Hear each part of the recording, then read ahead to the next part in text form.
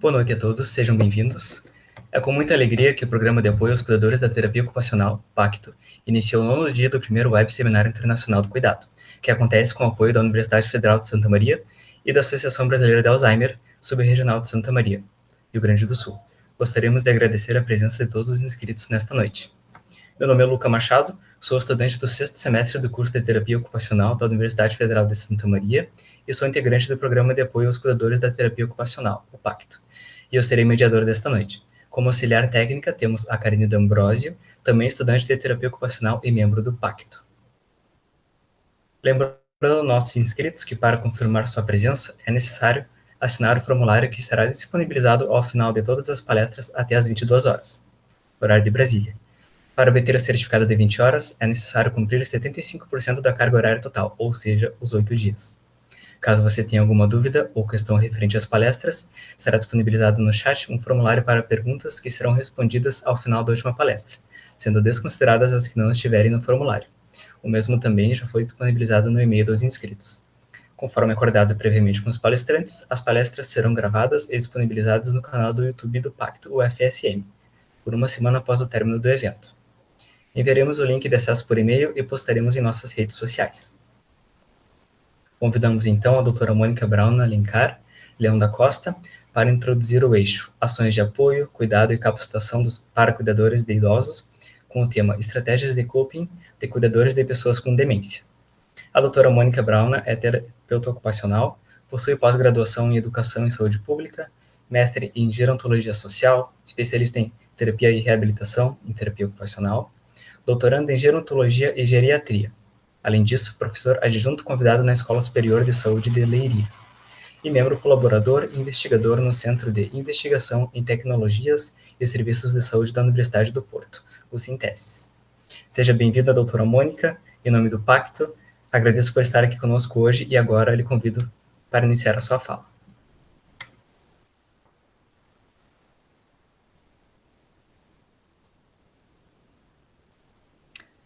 Boa noite a todos. Espero que todos estejam bem. Boa tarde no Brasil. Agradeço primeiramente o convite ao Pacto e agradecer também à professora Keila pela iniciativa. Nós já estamos aqui no 8º dia, nono dia, peço desculpa, né? Dentro de muitos dias de informações muito ricas, tem sido um evento marcante em que a presença de uma equipa multidisciplinar nas conferências tem sido um grande diferencial no âmbito dentro do cuidado, dentro da pessoa idosa, e que, de qualquer das formas, tem sido de grande relevância a nível internacional. Tá? Para mim, uma responsabilidade muito grande iniciar esse painel, mas né, eu vou hoje falar sobre cuidadores informais. Posteriormente, também vamos ter outra palestra falando também sobre outros cuidadores, no caso, os cuidadores formais, e é importante a gente também aqui tentar perceber a diferença entre as duas nomenclaturas. Pode passar, Luca?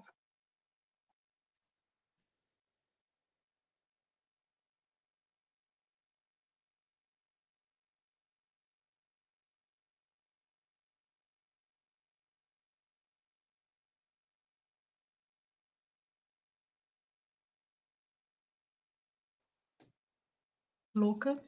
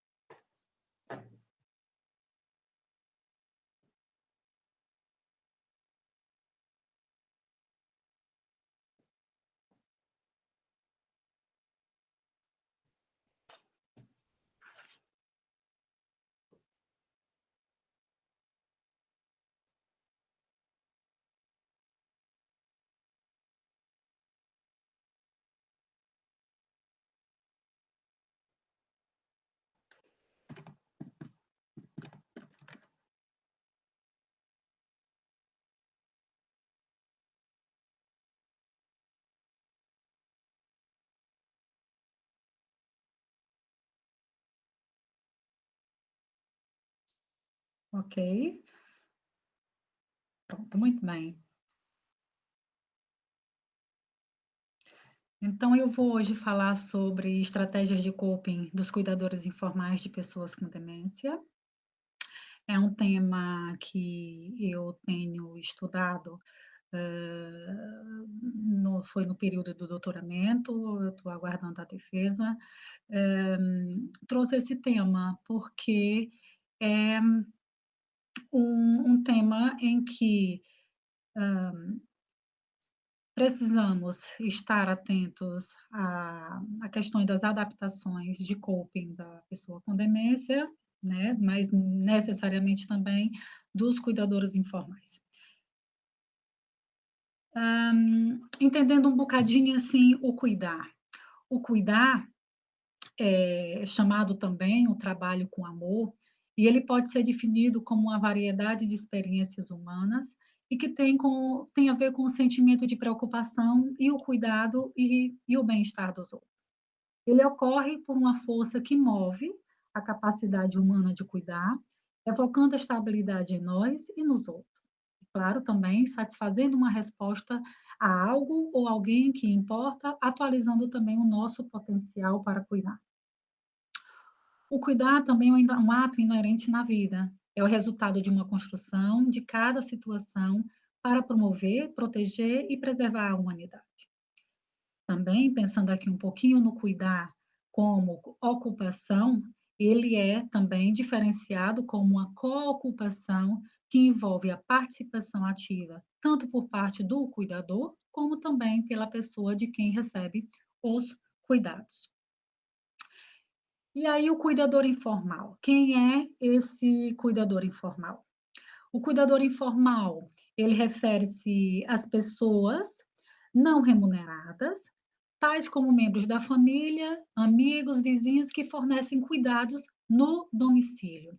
Então, esse cuidador informal, e está bem aí em negrito, exatamente não remunerado, é porque são pessoas que não recebem nenhuma ajuda financeira para fazer ou prestar o cuidado.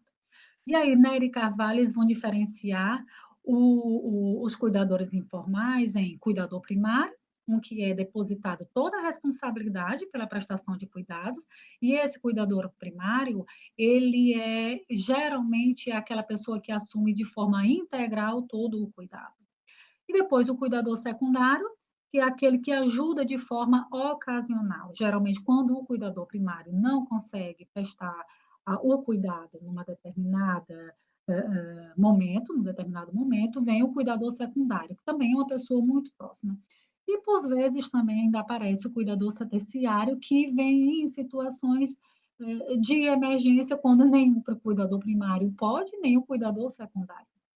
E aí, é importante dizer que a identidade desse cuidador está intrinsecamente ligada à história pessoal e familiar. Então, esse cuidador familiar, esse cuidador informal, ele assume os cuidados porque há uma ligação, há uma história, há uma relação junto com essa pessoa a receber o cuidado. Então, é baseado também nesses contextos sociais e culturais, pelo que cuidar também constitui um aspecto normativo à vida de alguns membros da família.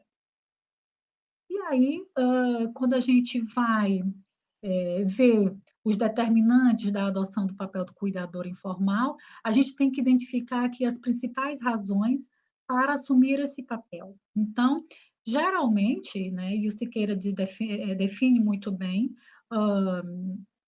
essas razões, né, para eles assumirem os cuidados. Geralmente é porque é iniciativa própria, né? Eu decidi cuidar, eu quero assumir esse cuidado, eu quero assumir essa responsabilidade. Por vezes, pode ser por uma decisão familiar. Essa decisão familiar, quando todos se reúnem e definem que aquela pessoa vai assumir os cuidados, por alguma razão, né? Às vezes é porque é a única pessoa também que podia cuidar, né?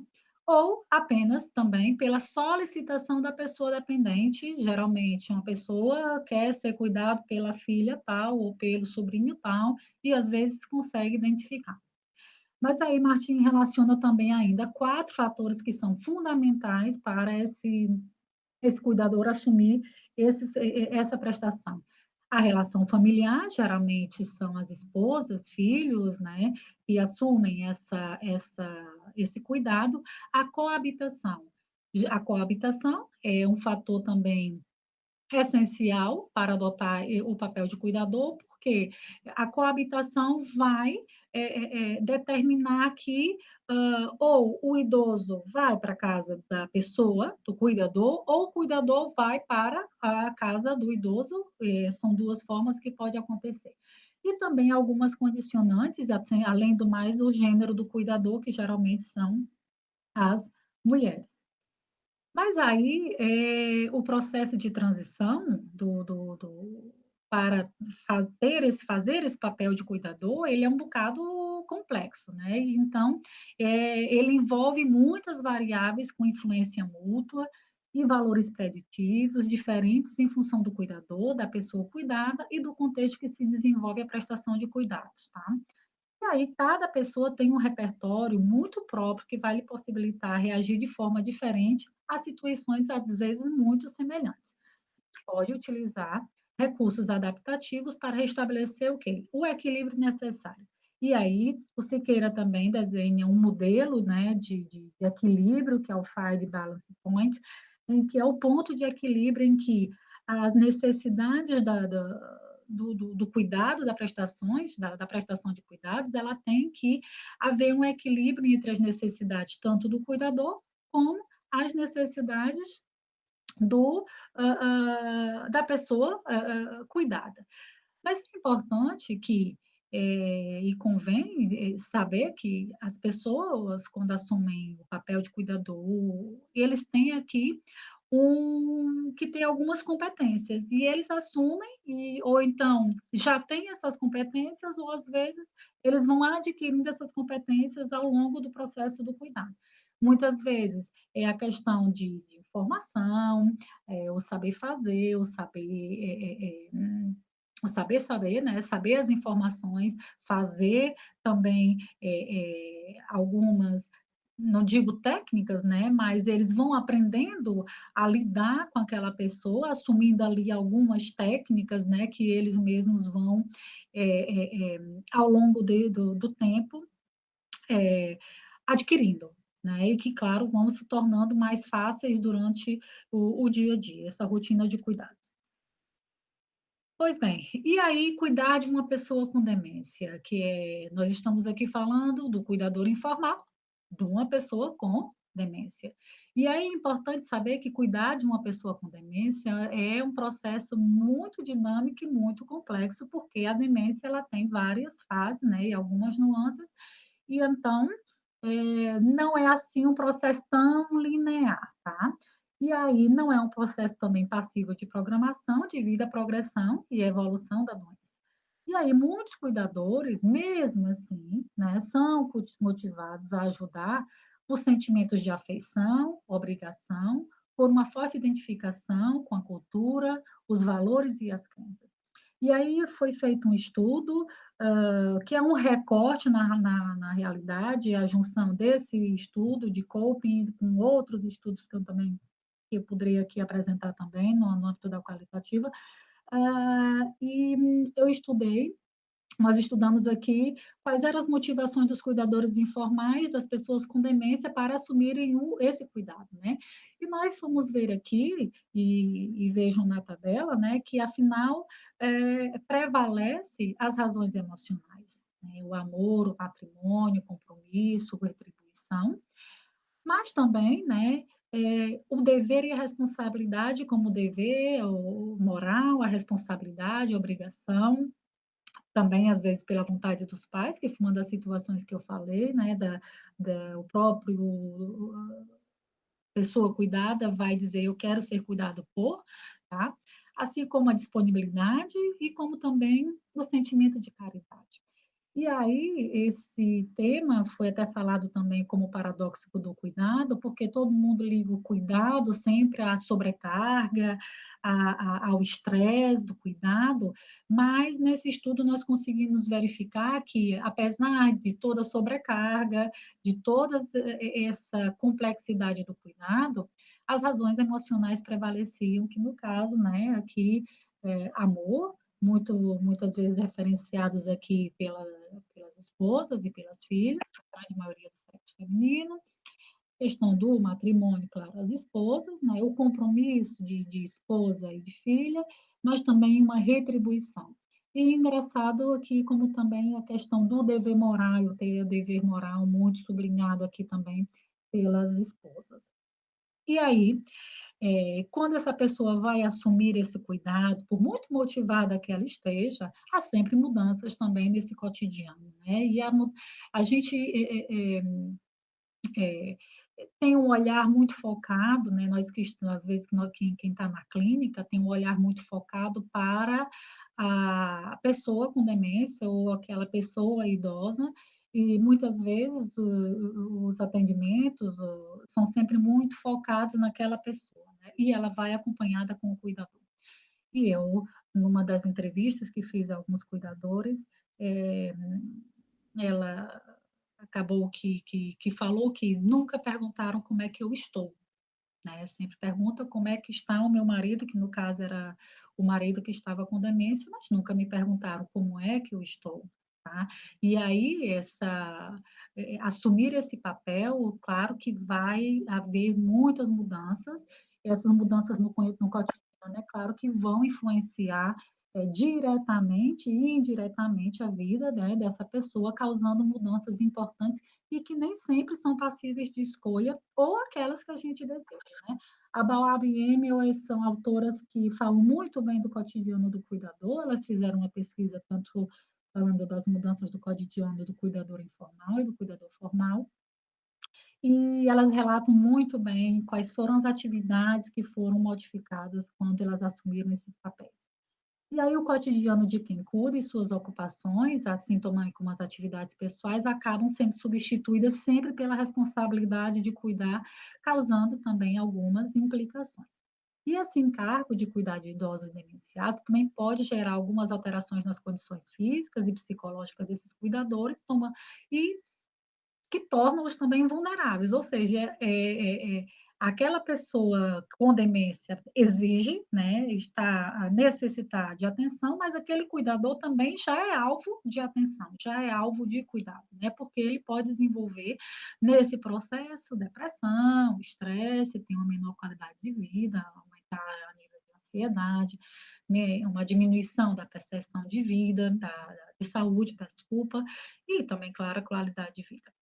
E aí esses cuidadores informais são os mais prejudicados também em suas ocupações pessoais do cotidiano, devido à responsabilidade do cuidado, que é exercido muitas vezes em tempo integral e ininterrupto, ou seja, aquela pessoa que cuida, né, o cuidador informal, ela acaba que deixa de fazer as suas atividades para poder assumir a responsabilidade do cuidado. E acaba que as atividades de lazer, de produtividade, seja ela das atividades que for, ele acaba que é substituído, né, só pelo cuidar, dar a medicação, dar o banho, acompanhar em jornadas, né, de terapeutas, médicos e nutricionista e por aí afora, tá. Então, é importante a gente perceber aqui também como assumir esse papel, ele vai ocasionar essas mudanças no cotidiano,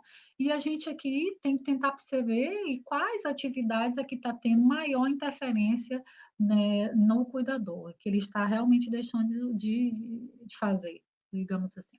E aí cuidar de uma pessoa com demência, como eu falei, é um processo complexo e vai depender que há diversos cuidados, e eu posso aqui diferenciar em 3 fases, nas fases iniciais da demência, na fase intermédia e na fase final, porque os cuidados são diferentes. E o cuidado na fase inicial, ele centra-se essencialmente nos cuidados que envolvem supervisão e as precauções de segurança, ou seja, o tempo todo aquela pessoa tem que estar em vigilância, que, claro, devido às alterações psicológicas e comportamentais, e muitas vezes o cuidador chega, inclusive, a pensar: será que ele faz de propósito? Né? Aquela questão de perguntar várias vezes o que fez, o que vai fazer, que horas são, ou então esconder coisas. E é que eu não vou enumerar aqui comportamentos, porque a demência ela muitas vezes, né, diferenciada também nas pessoas, tá? Mais algumas situações na fase inicial, devido a essas alterações psicológicas e comportamentais, o cuidador informal ele está muito mais ansioso, muito mais estressado, se é assim que eu posso dizer. Por quê? Porque ele está sempre naquela supervisão. E aí, com a evolução da demência, vão aumentando as necessidades de cuidado nas atividades da vida diária, e praticamente passa do fazer com, né? Na fase inicial, a pessoa ainda vai ali acompanhando a fazer algumas atividades, para fazer pelo familiar. Tá? E aí, o tempo de cuidar está essencialmente centrado nas atividades da vida diária, uma vez que a pessoa com demência perdeu aquela capacidade já de digerir a informação. E aí, na fase final, a pessoa com demência encontra-se habitualmente acamada e totalmente dependente, vai necessitar de outros cuidados, os cuidados mais globais. Apesar de ser mais exigente, o cuidador já tem um maior controle sobre a situação. E, geralmente, também já tem uma equipa também de cuidado formal, geralmente uma equipa médica, ou então essa pessoa é, já tem um serviço diferenciado de médicos e terapeutas que vão também no domicílio, e meio que vai também minimizar, se é assim que eu posso dizer, que não é bem assim, né? Cuidar é cuidar, a responsabilidade de cuidar é grande, mas é claro que o cuidador nessa fase já começa ali a ter um maior controle também sobre a situação. E aí eu vou trazer para vocês um estudo que foi feito exatamente no tema de estratégias de coping.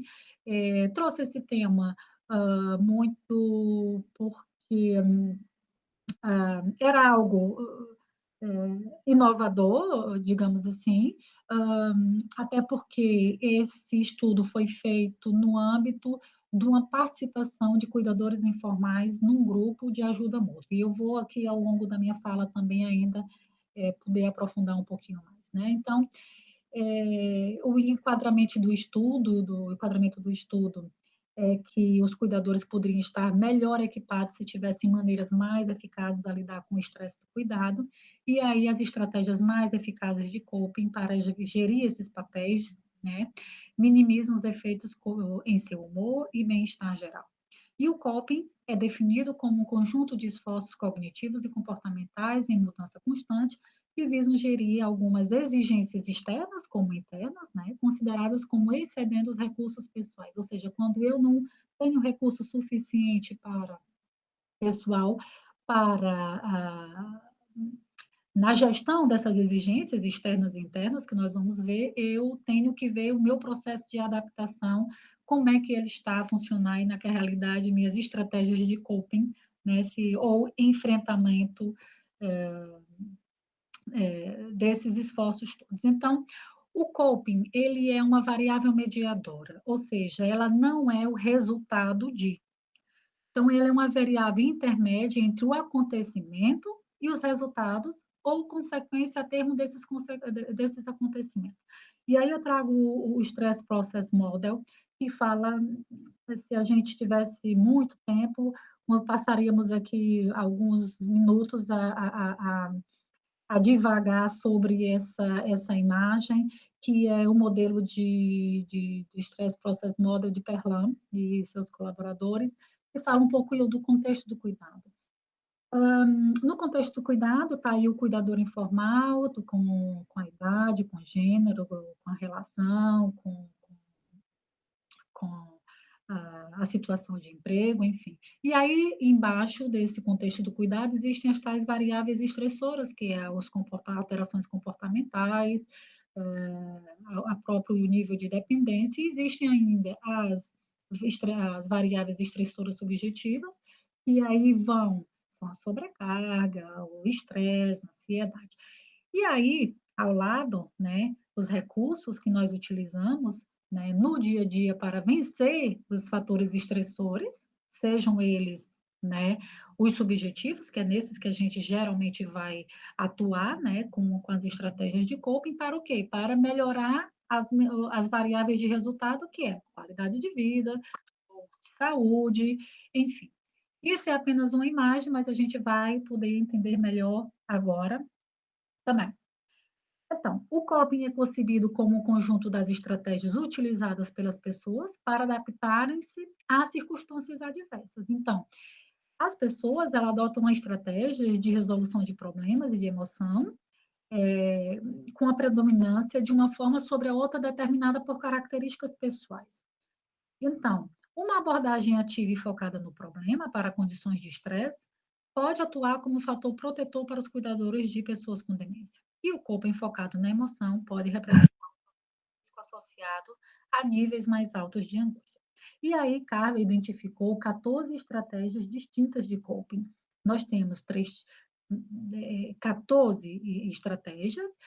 Aqui na imagem, vocês vão ver que eu tenho o coping focado no problema e são estratégias de coping ativo, planear, utilizar suporte instrumental, o coping focado na emoção, onde eu vou utilizar suporte socioemocional, religião, reinterpretação positiva, aceitação e humor, e alguns também disfuncionais, que são a autoculpabilização, expressão de sentimentos, a negação, autodistração, desinvestimento comportamental e uso de substâncias. Então, todo o trabalho que eu vou agora apresentar para vocês, ele vai estar dividido vai estar com essa sequência para a gente poder ver qual é a relação que o coping tem em algumas variáveis do cuidado. E aí, quando eu falo do coping focado na emoção, quando eu utilizo recursos, pessoais e sociais, né, e quando esse coping é eficaz, eu vou diminuir o meu estresse e vou melhorar o meu bem-estar, o meu bem-estar. Se eu tenho um fator, estou com a sobrecarga elevada, digamos assim, se eu não utilizar estratégias de coping, que sejam eficazes, no caso ineficazes, eu vou o quê? Manter sempre a minha situação de estresse e nunca vou ter um bem-estar ou uma melhor qualidade de vida, tá? Então, essa imagem aí que vocês estão a ver agora também traduz um pouquinho numa outra lógica, muito também baseado no modelo de Folkman e Lazarus, que também foi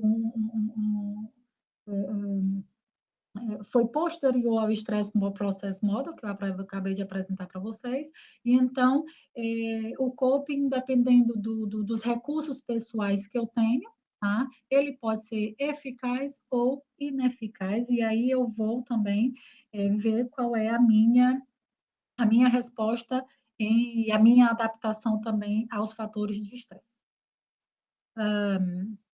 E aí a metodologia do estudo, esse estudo foi feito no âmbito do projeto Cuidem, bem, Cuidados para a Demência, ele foi desenvolvido no projeto na Zona Norte de Portugal, e ele trata-se de um estudo transversal, com abordagem quantitativa, descritiva e correlacional, que procurou circunscrever de forma a observar as suas relações mútuas. Então, o objetivo do estudo, esse estudo que eu trago para vocês, foi perceber a relação entre as variáveis do contexto de cuidado, de estresse e de desfechos, e as estratégias de coping adotadas pelos cuidadores informais participantes de um grupo de ajuda mútua.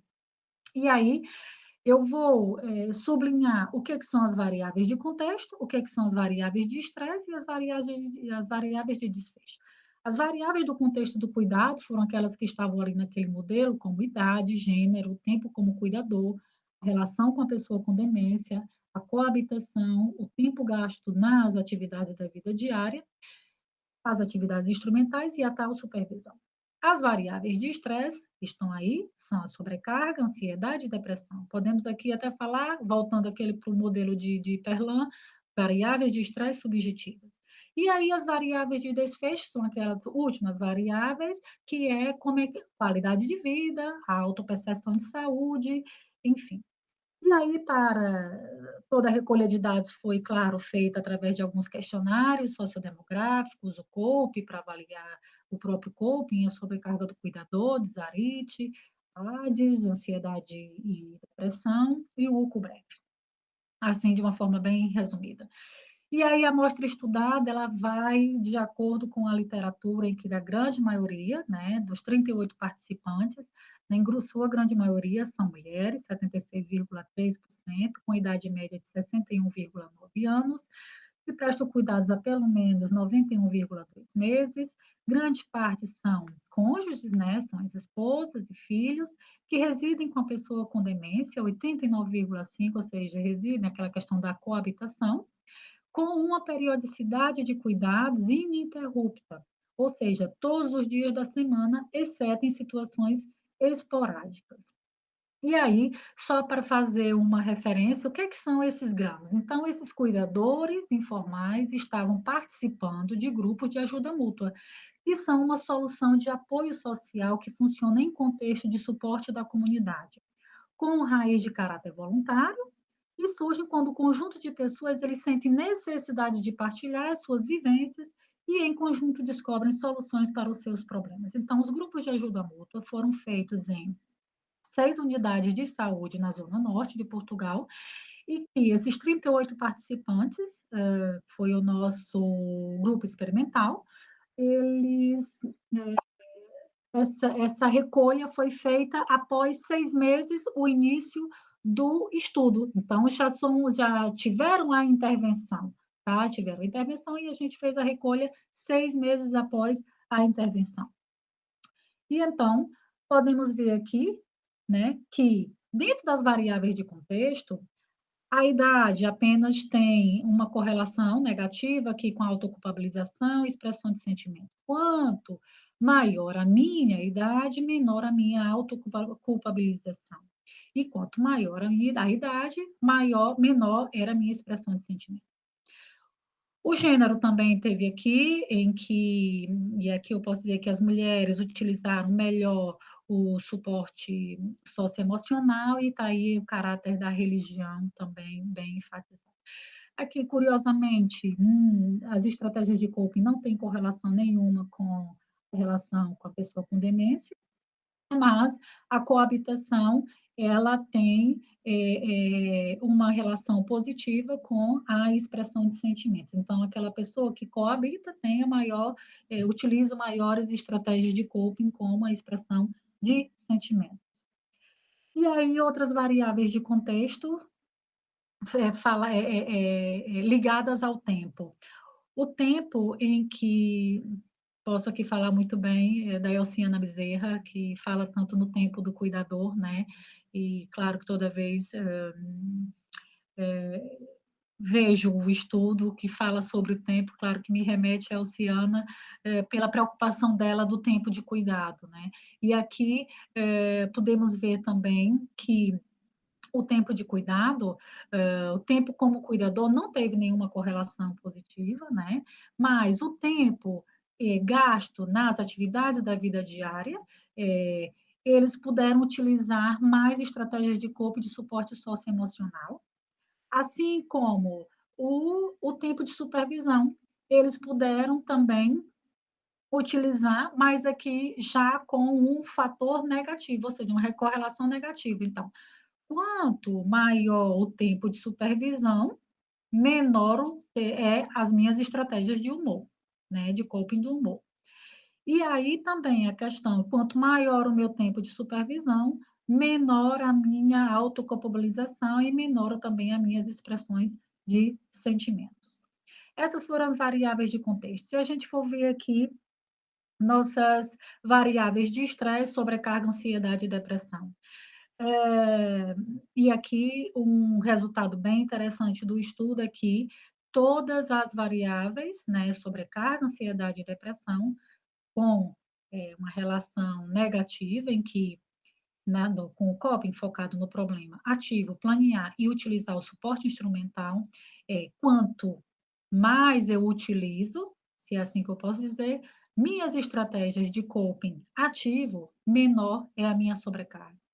Quanto mais eu utilizo as estratégias de coping no planear ou utilizar suporte instrumental, menor é a sobrecarga, assim como também nesse estudo, menor foi a ansiedade e menor foi a depressão. Então, aqui a gente tem um resultado bem interessante, né, que afinal os GAMs, né, os grupos de ajuda mútua, possivelmente tiveram aqui uma ajuda muito importante para que essas pessoas, esses cuidadores informais participantes, puderam diminuir essa sobrecarga, ansiedade e depressão com utilizando as estratégias de coping. Essas estratégias de coping funcionam muito bem na questão da adaptação ao problema, resolução de problema, e como os próprios autores falaram anteriormente aqui, o coping é um processo, não é um resultado, ela é uma variável intermédia. Então, eu vou utilizar o meu coping para ter resultados mais significativos para mim. E assim, pronto. Como houve também resultados aqui interessantes no coping focado na emoção, na sobrecarga, ansiedade e depressão, também aqui alguma questão da reinterpretação positiva e por aí afora. Mas esse focado no problema foi bem marcante esse resultado. E depois, as variáveis de desfecho, que já são as de resultado, eu trago aqui para vocês só a qualidade de vida. E aí, eu também pude confirmar que a qualidade de vida melhorou, né, com a utilização também das estratégias de coping, também ainda muito focado no problema, o coping ativo, do planear, estar preparado para o futuro, do suporte instrumental, eu ter informação que os GAMs falavam, né, nessa partilha, como que é bem particular dos GAMs, nessa partilha, nessas vivências, né, ajudou-me também a criar, ter mais suporte instrumental para melhorar a minha qualidade de vida, tá? Algumas considerações que são importantes aqui dentro desse estudo é que os cuidadores informais com formação educacional e treinamento relacionados ao trabalho com os familiares de pessoas com demência podem selecionar melhores as estratégias de solução de problemas para modificar suas atitudes e comportamentos. Ou seja, as pessoas que tiveram algum suporte de educação, de emocional ou instrumental que seja, né, ou social, eles puderam ter melhores estratégias de resolução do problema. Assim como também maior apoio social informal e protegia também o bem-estar psicológico também dos membros da família que cuidavam de uma pessoa com demência. E aí o corpo enfocado também no problema tende a predominar quando as pessoas sentem que pode ter feito algo de construtivo. Tá? E aí foi o que a gente viu muito ali nos resultados do estudo, em que o coping focado no problema teve resultados bem interessantes, porque aquelas pessoas sentiram ali que houve algo construtivo, né? Enquanto que as pessoas que estão focadas no coping, focado nas emoções, tendem a predominar quando as pessoas sentem que o estressor ainda pode persistir, eles estão muito ligados ali a componente emocional e podem não ter estratégias de coping assim tão eficazes. Tá? E aí eu trago para vocês outro enxerto também de um estudo que foi feito dentro desse estudo maior do Cuidem, em que falou dos grupos de ajuda mútua com cuidadores informais de pessoas com demência sobre o empowerment do cuidado.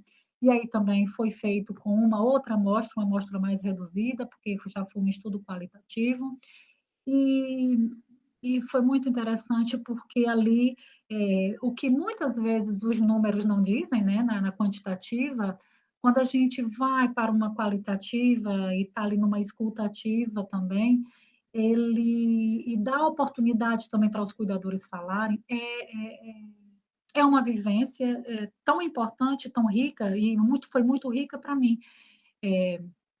E dentro dessas falas que eu tenho aqui, todas elas claro, me tocaram, não são só essas, aqui só tem apenas algumas, eh, mas, focada aqui um pouquinho nas estratégias de coping, consegui usar outras estratégias e procuro fazer dentro do possível.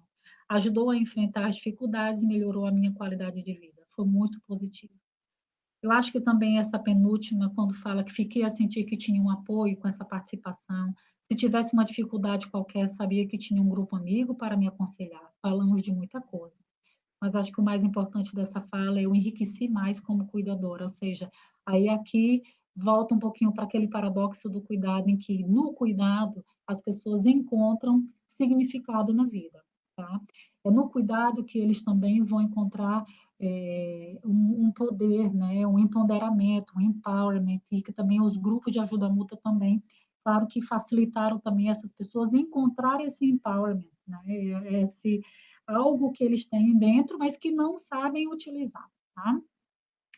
E aí, falando um pouquinho aqui nas implicações para a terapia ocupacional, mas a gente sabe que está num público aqui que bem diverso, bem multidisciplinar, eu digo que trago aqui implicações para a terapia ocupacional, nada que não possa ser colocado na parte nutricional, na parte da fisioterapia, cada qual dentro do seu modelo teórico, da sua prática, da sua intervenção, dentro de intervenção individual ou em grupo. E aí, claro, focando um pouquinho aqui na área da terapia ocupacional, os terapeutas ocupacionais reconhecem que a saúde é promovida e mantida quando os clientes são capazes de se envolver em ocupações e atividades que permitem a participação. A justiça ocupacional assegura à pessoa a oportunidade de participar integralmente nas ocupações em que se envolvem. Os terapeutas ocupacionais também consideram os papéis e preocupam-se com o modo como a pessoa constrói as suas ocupações, de forma a responder aos papéis e identidade por si.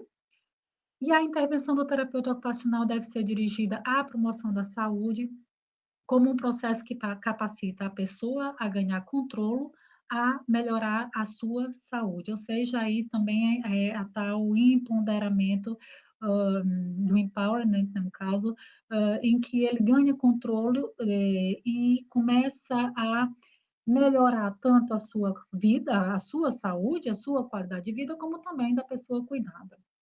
E muito importante é a gente tentar encontrar esse equilíbrio, né, ocupacional, esse bem-estar, em que dá oportunidade às pessoas para que se organizem no seu tempo, nas suas rotinas normais da vida, em que o homem deve satisfazer as suas necessidades interpessoais, alcançando como resultado o bem-estar físico e psicológico. E aí, o que a gente, dentro do panorama do cuidado, da complexidade do cuidado, é tentar aqui manter esse equilíbrio ocupacional das atividades todas, né, do cuidador informal e, claro, manter também o equilíbrio com as atividades também da pessoa cuidada, que no caso a pessoa com demência, mas esse equilíbrio ocupacional é muito importante para também a saúde do cuidador informal.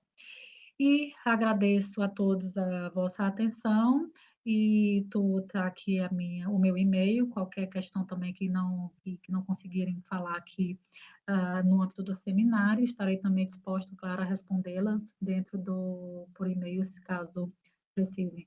Obrigado, Pacto, obrigada pela atenção, pelo convite também, mais uma vez, e uma boa noite a todos.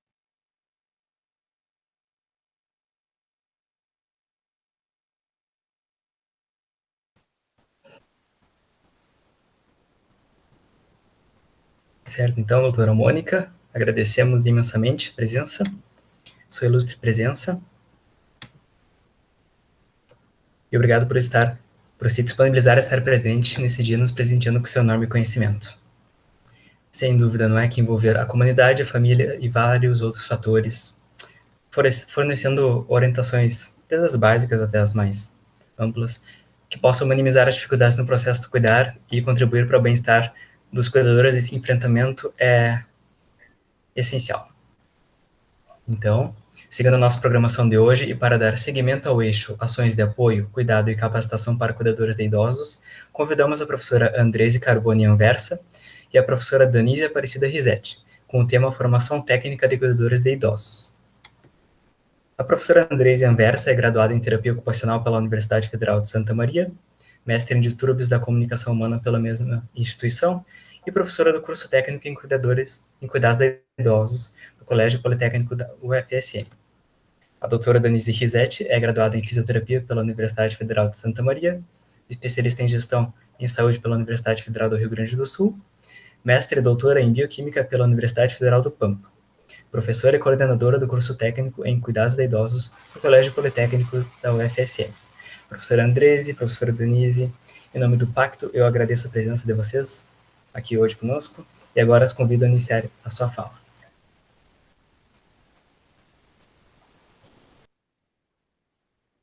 Microfone. Professora Andrese, seu microfone está mutado.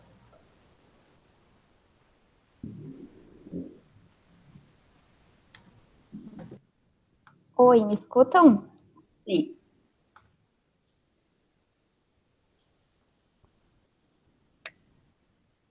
Então, olá, boa noite. Queremos agradecer à equipe do Pacto pelo convite e pela oportunidade de conversarmos sobre essa temática, formação técnica de cuidadores de idosos.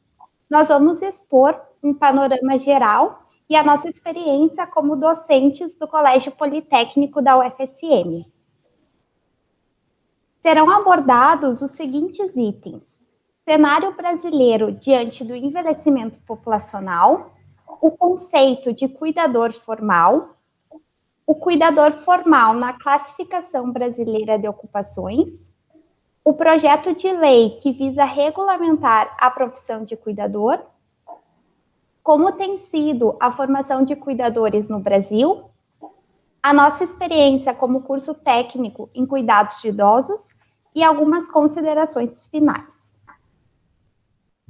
Inicialmente, temos que pensar que vivenciamos um processo de transição demográfica, que é caracterizada pela passagem de um regime com altas taxas de natalidade e de mortalidade para uma outra situação em que essas taxas situam-se em níveis mais baixos. Podemos pensar, por exemplo, que anos atrás as famílias tinham uma grande quantidade de filhos. Com o passar dos anos, houve a redução na quantidade de nascimentos, então diminuiu a taxa de natalidade. Por outro lado, nos séculos passados, a expectativa de vida da população não era tão alta. Muitas pessoas morriam ainda jovens. Hoje, nos anos de 2018, a expectativa de vida da população brasileira já era de 76 anos.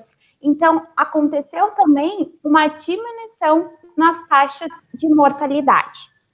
Esse gráfico ilustra esse processo de transição demográfica. No Brasil, nos anos de 1940, houve um declínio na taxa de mortalidade devido ao fim das grandes guerras mundiais e também ao avanço na área da saúde, com a maior disponibilidade de antibióticos, por exemplo. Anos mais tarde, já em 1960, tivemos uma significativa queda nas taxas de natalidade, com a maior inserção da mulher no mercado de trabalho e com a disseminação dos métodos contraceptivos. Então, temos menos nascimentos e menos mortes. As pessoas têm atingido idades mais avançadas. Isso resulta num processo de envelhecimento populacional. Aqui nós temos uma ilustração das pirâmides etárias, que mostram as alterações nas características da população. Na década de 1940, tínhamos esse formato de pirâmide, com uma base mais alargada, demonstrando uma grande quantidade de nascimentos e do público infantil, porém, um topo bastante estreito, demonstrando pouca quantidade de pessoas idosas. Com o passar do tempo, essa imagem vai alterando a sua forma, diminuindo a sua base, o que revela essa redução no número de nascimentos, e prolongando cada vez mais o seu topo, representando, então, o aumento da nossa expectativa de vida e uma maior proporção de pessoas idosas na nossa sociedade. Temos também alguns números e projeções que revelam esse envelhecimento populacional. Tempos atrás, nós nos surpreendíamos quando encontrávamos uma pessoa com uma idade mais avançada. Hoje, isso não é raro e está se tornando cada vez mais comum. Em 1940, as pessoas com 60 anos ou mais representavam 4% da população brasileira total. Em 2018, elas já representavam 13%. E a projeção é para que em 2050, quase 30% da população brasileira sejam idosos. Isso significa que aproximadamente 64 milhões de pessoas terão 60 anos ou mais no nosso país. Contudo, acompanhando essa transição demográfica, houve uma transição epidemiológica, que é o termo que explica uma mudança no perfil das doenças e das causas de morte mais comum em determinada população. Então, a transição demográfica, ela trouxe alterações relevantes nos indicadores de morbimortalidade. Atualmente, nós temos uma prevalência das doenças crônicas não transmissíveis, que englobam as doenças cardíacas, os cânceres, as diabetes, as doenças vasculares, as doenças respiratórias crônicas, e elas têm como fatores de risco aqueles que são considerados modificáveis, ou seja, os nossos hábitos, uma alimentação não saudável, a falta de atividade física, o álcool, o tabaco, são fatores que aumentam os riscos das pessoas desenvolverem essas patologias. Então, nós podemos dizer que a expectativa de vida está cada vez maior, mas muitas pessoas estão vivenciando a velhice com alguma comorbidade. Nesse gráfico, nós podemos ver a taxa de prevalência de demência, a proporção de idosos vivendo com outros parentes e a proporção de idosos que têm dificuldade para realizar as suas atividades de vida diária. E aqui nós temos os intervalos de faixas etárias. Podemos observar que quanto maior a faixa etária, maior também a incidência desses aspectos. Por exemplo, quanto maior a idade, maior a quantidade de idosos que têm dificuldade para realizar independentemente as suas atividades cotidianas. Então, o nosso cenário atual é de um envelhecimento populacional acompanhado de uma crescente longevidade, onde alguns idosos apresentam fragilidades e comorbidades. E, além disso, nós temos importantes modificações nas estruturas familiares. Como eu venho comentando, há uma redução no número de membros da família. E esses membros, muitas vezes, apresentam uma rotina laboral intensa. Em outros casos, há também a ruptura dos vínculos familiares. Todos esses aspectos, esses itens, acabam impulsionando a demanda por cuidadores formais, por um cuidador externo, que vai ser contratado para desempenhar assistência à pessoa idosa. Quando falamos no cuidado, então, à pessoa idosa, nós temos os cuidadores formais, que, como eu mencionei, será aquela pessoa que vai ser contratada para desempenhar essa assistência e que muitas vezes vai buscar uma capacitação para isso, e os cuidadores informais, que, como mencionou a professora Mônica, é aquela assistência prestada por familiares, vizinhos, amigos, que voluntariamente oferecem suporte à pessoa idosa. Historicamente, o cuidado vinha sendo informal, mas devido às questões que eu citei anteriormente, que tem dificultado que a família ofereça o cuidado à pessoa idosa, nós temos uma crescente demanda pela contratação de cuidadores formais. Obrigada, Andreise. Então, para a gente dar sequência, né, a esse bate-papo, essa conversa, a gente tem que enfatizar esses pontos. Então, que o ato de cuidar como uma atividade, como a Andreise mencionou, como a Mônica, ele é tão antigo quanto a existência da própria família como uma instituição social, né? E que a popularização dessa atividade como uma ocupação, do cuidar como uma ocupação, ela vem ocorrendo, então ela ocorre mais recentemente, né? E por causa dos fatores mencionados pela Andressa, das mudanças na estrutura da família e da necessidade dessa família buscar uma pessoa externa para prover esse cuidado, né? No Brasil, a formalização do cuidador como uma ocupação, ela é bastante recente, né? Ela ocorreu no ano de 2002, quando quando o cuidador ele foi inserido na classificação brasileira de ocupações. O que é a classificação brasileira de ocupações? Ela é um documento, então, elaborado periodicamente pelo Ministério do Trabalho, e ali existe uma lista, né, um rol de mais de 3.000 ocupações que são reconhecidas e que podem, então, legalmente ter o seu exercício remunerado, né? Juntamente com a inserção do cuidador como uma ocupação no ano de 2002, também se iniciaram alguns debates para tentativa de elaborar um projeto de lei que viesse a regulamentar, né, essa profissão. E, de fato, né, em decorrência, após essas discussões, houve a elaboração desse projeto de lei, que iniciou, então, as tramitações no ano de 2006. Ele veio, ao longo de todos esses anos, tramitando de maneira lenta, né, pelas instâncias, pela Câmara, pelo Senado, pelo Congresso Nacional. Ao longo também dessas tramitações, ocorreram muitas mudanças na redação desse projeto.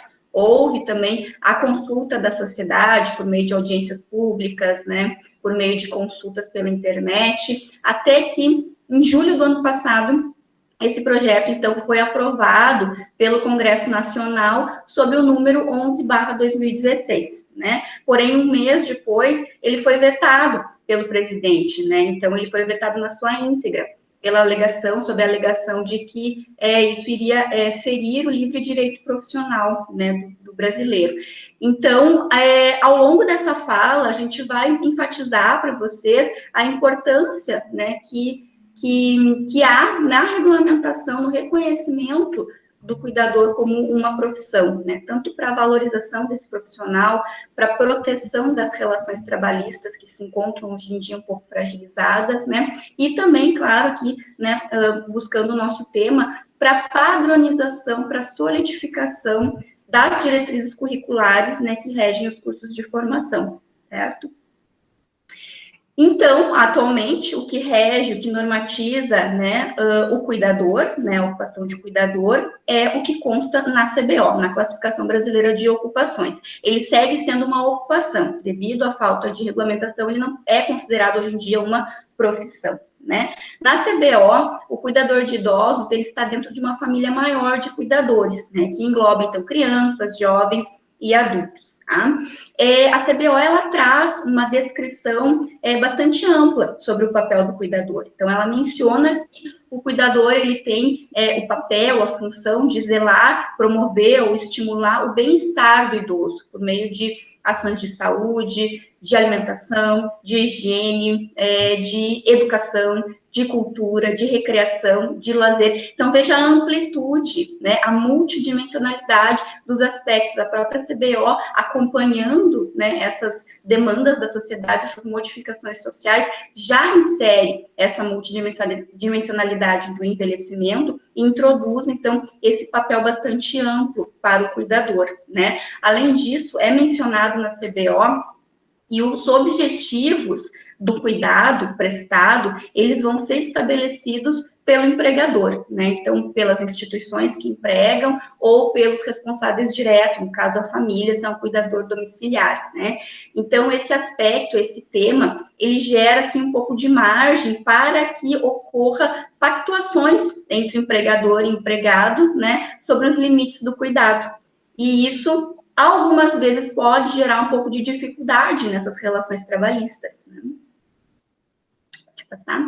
Além disso, a CBO, ela traz alguns aspectos bem gerais, assim, bem básicos com relação ao exercício dessa ocupação, né? Então, é mencionado lá que o cuidador, ele pode executar essa atividade em domicílios ou instituições, pode ser uma atividade autônoma ou assalariada, né? E que ela pode ser executada em tempo integral, em revezamento de turnos ou períodos alternados. Essa é a única menção, né, sobre a jornada de trabalho do cuidador. Então, não fica muito claro qual é a jornada de trabalho específica, né? Isso também é um ponto um pouco duvidoso e que gera alguns entraves nessa relação trabalhista, né? Com relação à remuneração, não há nada específico na CBO. O que a gente trouxe aqui para vocês hoje é baseado na nossa experiência, no que a gente tem acompanhado na sociedade, principalmente aqui no Rio Grande do Sul, né? Uma jornada de 6 a 8 horas de trabalho, ela tem uma remuneração média de R$ 1.200 a R$ 1.800 mensais. Enquanto que, se esse trabalhador ele exercer de forma autônoma, por meio de plantões, né, com jornadas que variam de 8 a 12 horas, vai ter uma faixa salarial, uma faixa, né, de remuneração de R$ 80 a R$ 120 por plantão. Isso vai depender do local, vai depender se é domicílio, extensão da longa permanência, do número de idosos e da complexidade também do atendimento, né? A CBO também, ela traz algumas informações sobre a formação desse cuidador, mas são informações bastante superficiais, né, sobre 3 requisitos bem importantes para a gente poder definir isso, né? Com relação à escolaridade, quem pode exercer essa atividade, né? Então, na CBO não existe muita nitidez se o nível de escolaridade exigido é um nível fundamental completo ou se pode ser exercido por pessoas com nível fundamental incompleto também, é um ponto duvidoso, né? Com relação à formação, é mencionado, então, que o acesso a esse emprego, a esse trabalho, ele pode ser dado àquelas pessoas que apresentarem, que realizarem o curso de treinamento, de capacitação, mas não estipula requisitos mínimos, como deve ser esse curso, né, em termos de tempo, de diretrizes curriculares, de carga horária, né, então fica também bastante duvidoso. E também não menciona com relação à experiência prévia, né, como se dá o acesso a essa atividade por aquelas pessoas que já têm uma experiência prévia como cuidador, né. Então, diante de todos esses pontos que eu mencionei que não estão muito claros, né, promove algumas dificuldades, alguns problemas, né? Como, por exemplo, então, insegurança por parte de quem, né, da família, do idoso, de quem está contratando, né? Porque muitas vezes, como não tem estabelecido requisitos de qualificação necessários, né? A gente não tem a real certeza da competência, né, do profissional para o exercício daquele trabalho, né? Da mesma forma que para o cuidador também existe uma insegurança, né? Na medida em que, como não existe uma carga horária, uma jornada de trabalho fixa, né, então muitas vezes podem acontecer alguns abusos nessa relação de trabalho, né, uma remuneração muito baixa, cargas horárias de trabalho excessivas, não respeitando o período de descanso necessário, né, muitas vezes desvios de função, né, aquele cuidador, ele é contratado para um fim, que é o cuidado do idoso, e muitas vezes acaba sendo desviado para funções domésticas, né? E com relação ao nosso tema de hoje também, esses pontos não definidos na CBO também trazem dificuldades para a formação, para quem está aí à frente, né, da formação desses cuidadores, porque elas acabam sendo bastante heterogêneas, né? A gente não tem diretrizes curriculares mínimas preconizadas, estabelecidas, né, em lei, a gente não consegue criar currículos padronizados, né, que vão ter as mesmas finalidades, os mesmos objetivos, né, carga horária e escolaridade exigida. Então, esses são alguns dos pequenos problemas que a gente vê, né, pode passar, Andrés, que a gente percebe, né, por essa não clareza de alguns pontos na CBO. Então, um projeto de lei, ele viria para eliminar essas incertezas, né, na medida que ele promove a proteção e a valorização do profissional, né, porque quando tem um projeto de lei que estipule jornada de trabalho, que estipule requisitos de qualificação, né, eu vou ter, então, ali a segurança, a garantia dessas relações de trabalho, né, eu vou ter também condições de ter normatizações posteriores até para regular pisos salariais, né, incentivos de carreira. Então, uma regulamentação básica da profissão poderia permitir essas normatizações posteriores. Né? Da mesma forma que um projeto de lei de regulamentação poderia dar mais segurança para a família e para o idoso que está contratando, né, esse profissional. Porque quando esse projeto de lei menciona requisitos para a qualificação, eu vou ter uma certeza, eu vou ter uma certa garantia, né, ou pelo menos uma garantia a mais, né, de que esse profissional é capacitado para exercer, né, esse trabalho, e que o idoso vai estar em segurança, né.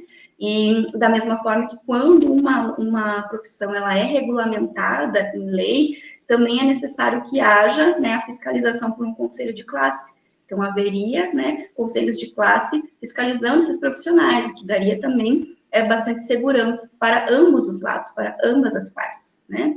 E pensando aqui no nosso lado, enquanto formação, um projeto de lei com certeza viria para consolidar, para solidificar as diretrizes curriculares e para nortear de forma mais eficiente a formação desses cuidadores, né? Então, pode passar? O projeto de lei 11/2016, ele trouxe vários pontos que clarearam todas essas dúvidas e todas essas dificuldades, né, incertezas que a gente vinha observando nessa relação de trabalho, né. Ele traz como descrição do cargo, né, enfim, da profissão de cuidador, uma descrição muito semelhante à CBO, né, no sentido de ser ampla, né, de não limitar o cuidado apenas ao acompanhamento daquele idoso nas suas rotinas, e sim observando todas essas mudanças sociais e essa multidimensionalidade do envelhecimento, né, então isso ele trouxe de forma bastante semelhante à CBO. Só que ele aborda também, ele estipula limites para esse cuidado. Então, lá na CBO, algo que fica um pouco duvidoso e que pode permitir alguma pactuação entre as partes, aqui o projeto de lei, ele traz de uma forma bem clara quais são os limites para o cuidado, né? Então, é vedado ao cuidador a administração de medicação que não seja por via oral, é vedado ao cuidador a realização de procedimentos de complexidade técnica, procedimentos invasivos, curativos infectados, aspiração de secreções, sondagens, né? Então, tudo isso que compete a outra classe profissional, né? Então, o projeto de lei daria esse limite e também respeitaria, né? Seria interessante para respeitar as outras classes profissionais que trabalham sempre em conjunto com o cuidador, né? Então, isso seria bastante interessante. Com relação aos requisitos para exercer essa profissão, o projeto de lei ele trouxe, então, de forma bastante clara também, né? A idade mínima é 18 anos para exercer essa profissão, né? A escolaridade mínima exigida é o ensino fundamental completo, né? E é necessário também, para exercer essa profissão, que o cuidador ele tenha concluído um curso de qualificação profissional, que seja reconhecido pelo Ministério da Educação e com uma carga horária mínima de 160 horas. Então, ali ele já estipula que não é qualquer curso, é um curso que esteja organizado e reconhecido pelo MEC, estipula uma carga horária mínima, né? Então, isso já te dá requisitos para tu repensar diretrizes curriculares, né? E ele também, ele não deixa de lado, né, aquelas pessoas que já têm experiência prévia como cuidador, né? Então, menciona que pessoas que já estão há 2 anos no exercício dessa atividade não têm a necessidade de fazer esse curso de qualificação de imediato, tendo prazo aí de 3 anos para a realização desse curso, né? Então, ele também aborda isso. Além disso, ele agrega outros requisitos que são bastante fundamentais para o exercício dessa profissão, de todas as profissões, mas do cuidador, né, em especial, que é a necessidade da apresentação de uma certidão negativa de antecedentes criminais, né, e uma certidão, atestado de aptidão física e mental para o exercício da profissão. né? E com relação à jornada de trabalho, é bem claro, fica bem definido nesse projeto de lei, que a jornada de trabalho é de no máximo 44 horas semanais, né, para esse cuidador, sendo de no máximo 8 horas diárias, né, ou se for em forma de turnos, né, de plantões, 12 horas, respeitando 36 horas de descanso. Então, vem ali para proteger, né, essas questões que ficaram um pouco duvidosas, né, anteriormente. Além disso, esse projeto de lei também trouxe deveres do cuidador, né? Então, o dever de zelar pelo bem-estar, pela integridade física, pela integridade mental, né? Proteger o patrimônio do idoso, né? Ou da pessoa cuidada, né? E manter o sigilo. Então, ele prevê, inclusive, medidas cautelares e demissão por justa causa quando não cumprimento a esses deveres. Então, é um projeto bastante completo na sua redação e que iria permitir, de fato, reduzir essas dificuldades, esses desafios que a gente encontra hoje em dia, né, proporcionando a valorização da profissão, protegendo as relações de trabalho e também nos ajudando, enquanto formadores, né, a estabelecer diretrizes padronizadas para esses cursos de formação, né.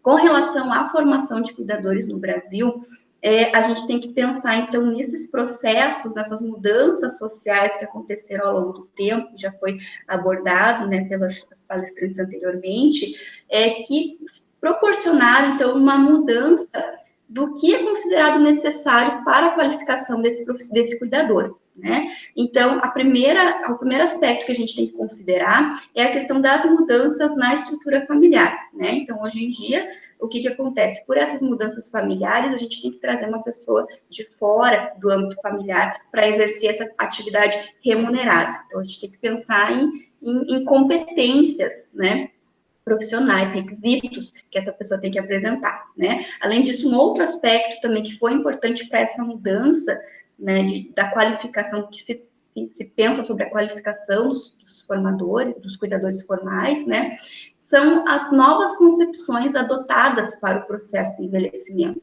Então, desde lá no início dos anos 2000, quando a OMS trouxe o conceito de envelhecimento ativo, começou a acontecer esse processo de mudança de conceitos, né, e valores e concepções, né? Então, antigamente o idoso, ele era visto como peso, né, para a sociedade, uma pessoa que não tinha autonomia, independência, que se limitava ao ambiente doméstico. E hoje em dia não é mais assim. Hoje em dia o idoso, ele está ativamente inserido na sociedade, né? Ele tem sonhos, ele tem desejos, ele tem projetos de vida, ele adota estilos de vida, né, diferenciados, saudáveis, e isso exige que o cuidador que está acompanhando esse idoso também modifique, né, os seus saberes. Então, é exigido novas atribuições para esse cuidador, né? Então, a qualificação vai ter que mudar, vai ter que modificar para atender essas necessidades, né? Antigamente, a gente tinha como principal parâmetro o saber vocacional, né? Que são essas questões intrínsecas, né? O dom, a capacidade de doação, a empatia, a paciência, o amor, né? Pelo idoso. Agora, a gente tem também equilibrado a isso o saber técnico, ou seja, esse cuidador, ele precisa ter uma gama de conhecimentos teóricos, práticos, né, para poder lidar com todos esses domínios do envelhecimento. E isso é adquirido, né, muitas dessas características, elas precisam ser adquiridas com uma qualificação, com uma formação, né?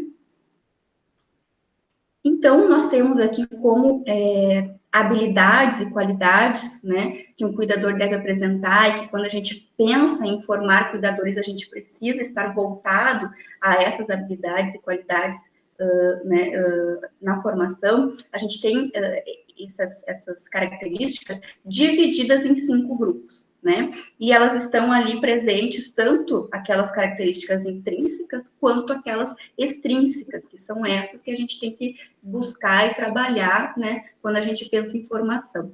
Quais seriam, então, essas habilidades, né? Seriam as habilidades técnicas, que é o saber fazer, eu preciso saber executar aquelas técnicas, e isso exige, muitas vezes, né, que eu busque esses conhecimentos com diversos profissionais da área, né, tendo em vista que o saber do cuidador, ele é muito amplo, a gente viu o conceito do cuidado, né, do cuidador, do papel do cuidador, ele é bastante amplo, então, o saber, as habilidades técnicas também devem acompanhar isso, né. Além disso, a gente precisa ter as habilidades intelectuais. Além do saber fazer, eu preciso saber o que fazer, quando fazer e por que fazer, né? Então, eu preciso ter essa capacidade de raciocínio, de tomada de decisão, né? Que também me é dado quando eu busco uma forma de capacitação, de qualificação, quando eu busco esse conhecimento, né? Além das habilidades intelectuais, também há necessidade de habilidades físicas. Então, o cuidador, ele precisa ter força física, ele precisa ter saúde física, principalmente quando ele vai lidar com as outras características, né, diferenciadas, com o idoso, por exemplo, que está mais fragilizado, que necessita de maior suporte, auxílio. Então, ele precisa dispor também dessas habilidades e qualidades físicas, né? As qualidades e habilidades éticas e morais, essas são fundamentais. Ele precisa fazer o correto, porque é fazendo isso que ele vai estabelecer a relação de confiança nesse ambiente de trabalho, né? Então, ele precisa ter respeito, ele precisa ter discrição, ele precisa ter profissionalismo, dignidade. Então, tudo isso rege essa confiança e essa relação, né? Além disso, as habilidades emocionais. Então, equilíbrio e domínio emocional, controle das suas emoções, dos seus sentimentos, sejam eles sentimentos negativos, muitas vezes de raiva, de frustração, como sentimentos positivos, muitas vezes o afeto, né, de uma maneira muito excessiva, ele precisa controlar isso para poder trabalhar e lidar com todas as situações que permeiam essa relação, né? E, por fim, então, a motivação, o gostar do fazer, né? A capacidade de doação, a empatia, se colocar no lugar do idoso, né? Então, essas são as habilidades, né, intrínsecas e extrínsecas que são fundamentais para os cuidadores, né? E que a gente procura, muitas delas, principalmente as extrínsecas, trabalhar nos nossos cursos de formação.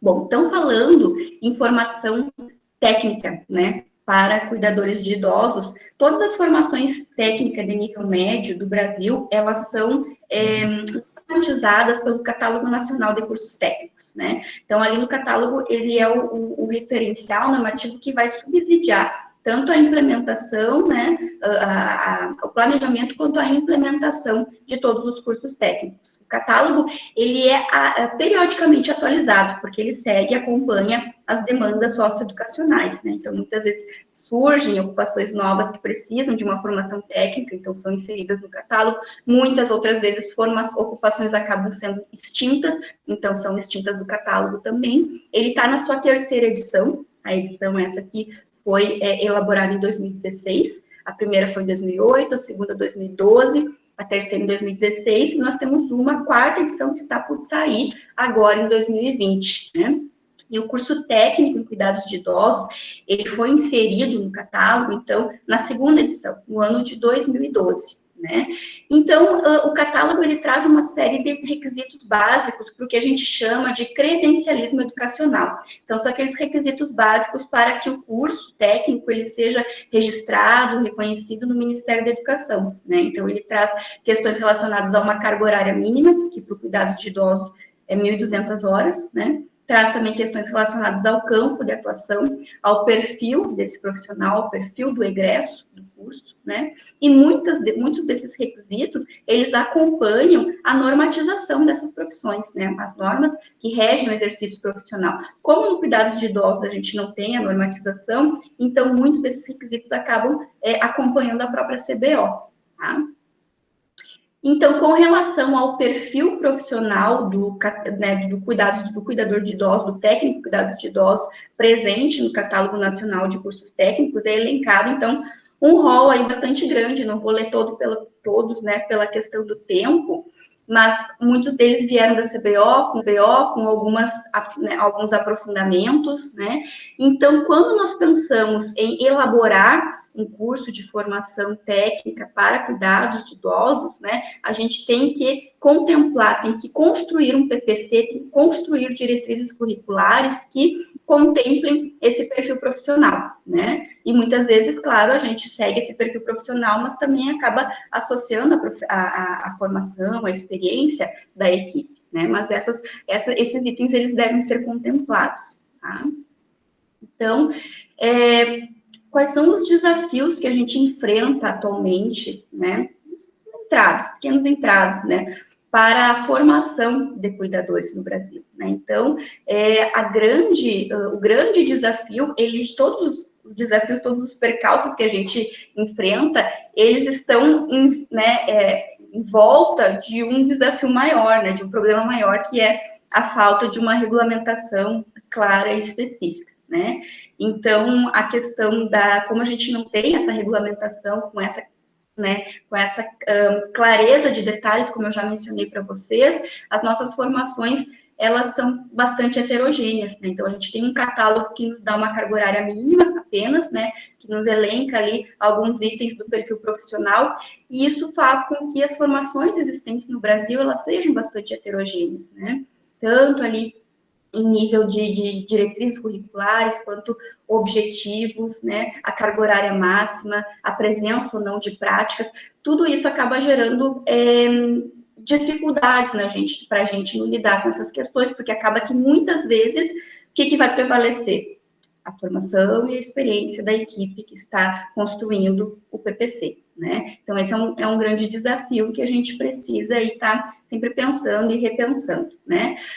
A questão também, que eu acho que considero que é um desafio muito importante, é a não valorização da qualificação, principalmente por quem emprega, né? Então, quem emprega, hoje em dia, não está muito preocupado se aquele cuidador ele fez um curso, qual tipo, qual a carga horária. Então, eles não valorizam isso. O salário, a remuneração é praticamente sempre a mesma, né? Então, o que acontece? Quando eu não tenho um empregador que valorize a minha qualificação, que não me dê uma remuneração justa, né, pelo meu esforço em buscar esse conhecimento, né, que não me dê a oportunidade de ter incentivos profissionais, é óbvio que muitas vezes os cuidadores acabam se desmotivando a buscar uma qualificação, né, principalmente quando é uma formação maior, como, por exemplo, uma formação técnica, né, que exige, que tem uma carga horária maior e que exige, então, um investimento de vida, né,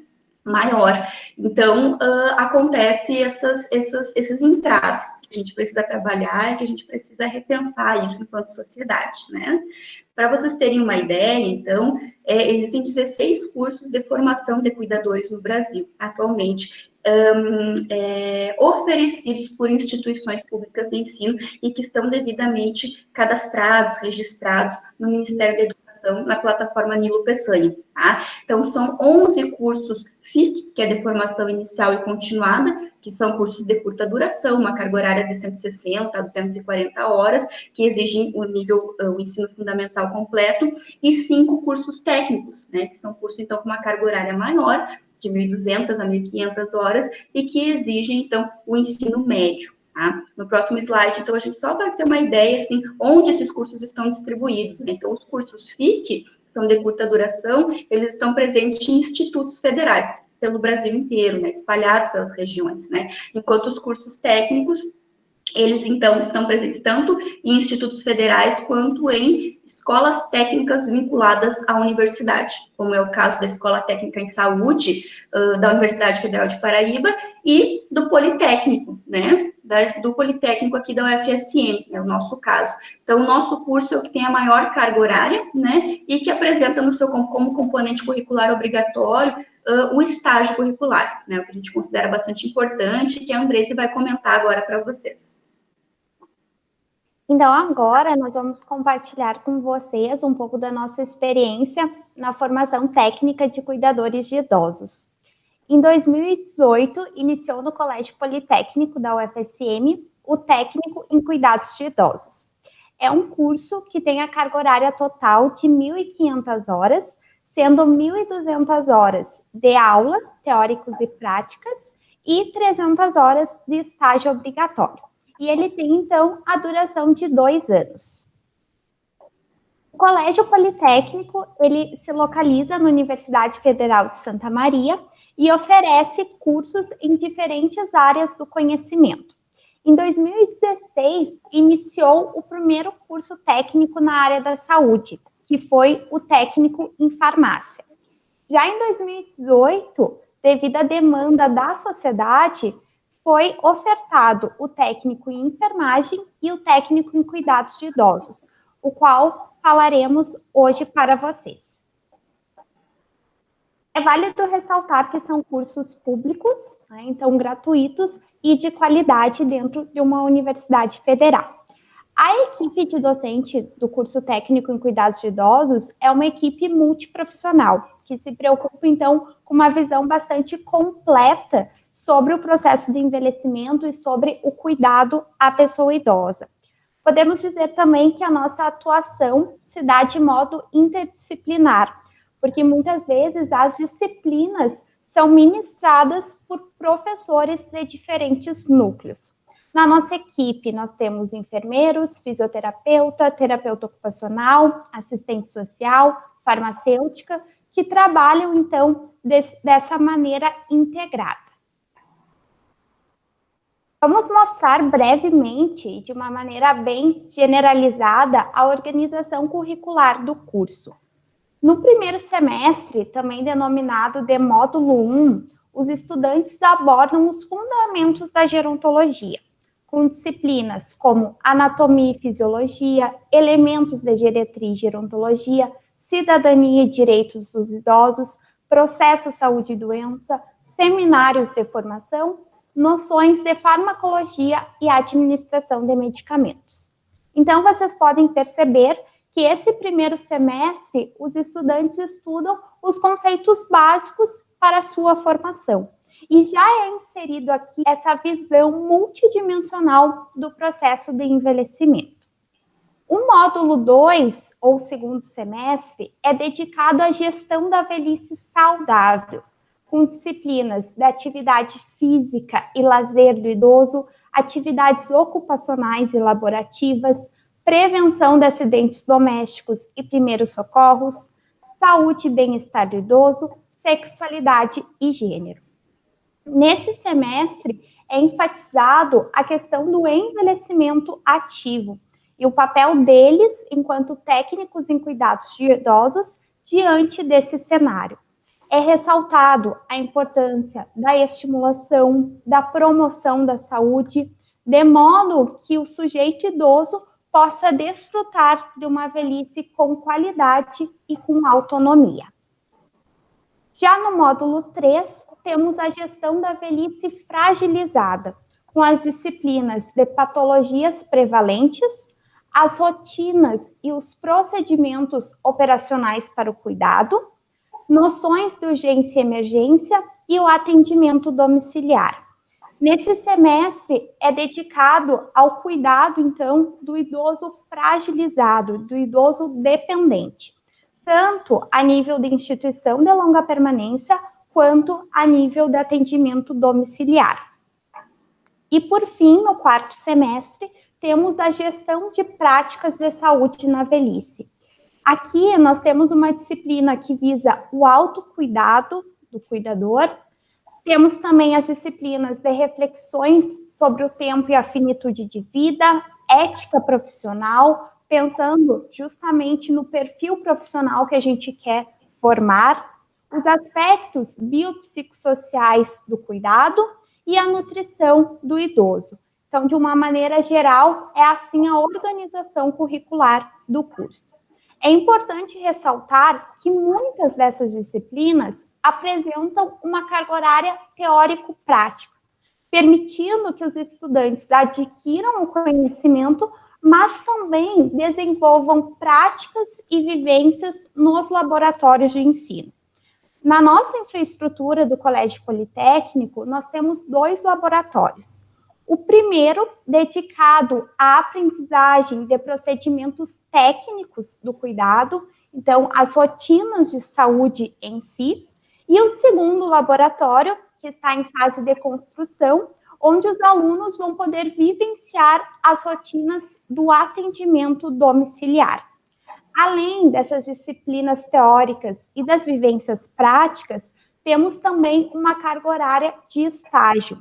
O estágio, ele acontece concomitantemente às disciplinas, para que, de fato, todo o conhecimento aprendido em sala de aula possa ser colocado em prática.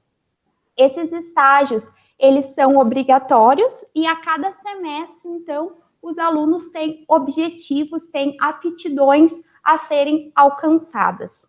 Eles acontecem nas instituições de longa permanência para idosos e também nas estratégias de saúde da família, as ESFs.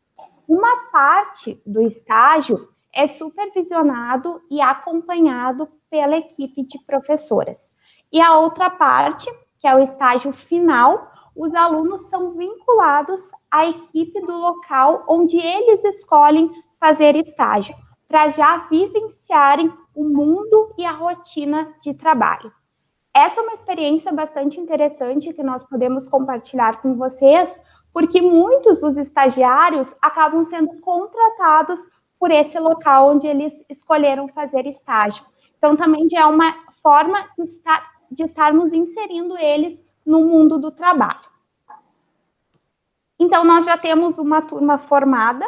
Em janeiro de 2020, nós formamos 20 técnicos em cuidados de idosos. Desses egressos, aproximadamente 12 estão trabalhando na área. Há sempre a busca por formar profissionais com uma visão humanizada, técnica e ética. Os nossos alunos estão aptos para acompanhar e para assistir tanto os idosos independentes quanto os idosos dependentes, sempre procurando ter, então, essa noção multidimensional do processo do envelhecimento, pensando que a vida e que a velhice em si perpassa aspectos físicos, psíquicos, sociais e culturais. E também eles são estimulados a serem um elo entre a família, os serviços de saúde e a comunidade. Porque muitas vezes a pessoa idosa, ela vai ser cuidada também por outros profissionais. Ou ela tem uma unidade básica de saúde que é responsável pelo seu cuidado. Então, o cuidador de idoso, o técnico em cuidado de idosos, vai ser esse elo entre os diferentes atores envolvidos no cuidado à pessoa idosa.